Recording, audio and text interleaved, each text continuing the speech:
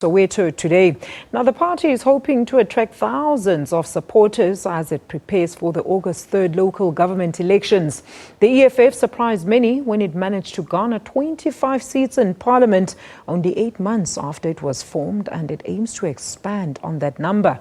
And for an update on the EFF's Manifesto launch, we now cross live to SABC's contributing editor, MVOKO, who is covering those proceedings for us. VUYO, a very good morning to an expectant crowd eagerly awaiting to hear their commander-in-chief at the stadium today. Again, to the Orlando Stadium, where we are expecting the commander-in-chief of the economic freedom fighters, Julius Malema, to address these crowds in less than 2 hours time. Of course, just going through some of the key points of their manifesto, they are promising to build state capacity and do away with tenders. They are talking about creating sustainable jobs for residents of municipalities. They are talking about providing quality basic services such as water, electricity, and so on. Of course, what everyone is looking forward to is the nuanced version of this manifesto that will, of course, be articulated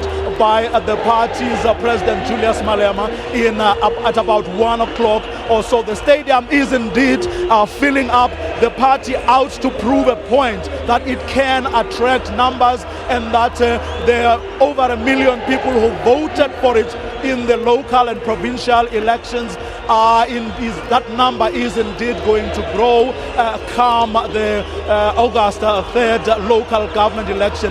That is the promise the EFF is making to the country. They believe that they will do better than they did in the national and provincial election. Whether indeed, of course, they will achieve that is what remains to be seen. Today really is about a show of force.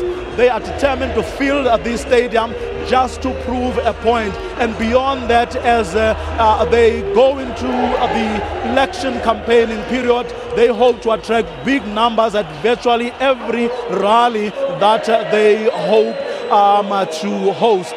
That is the promise that they are making.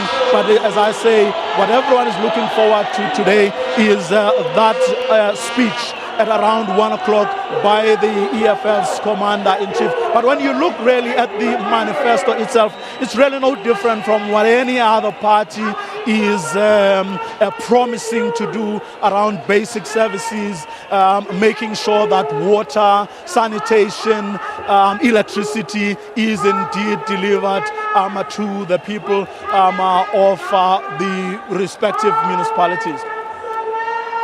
That is, of course, SABC contributing editor MVOKO.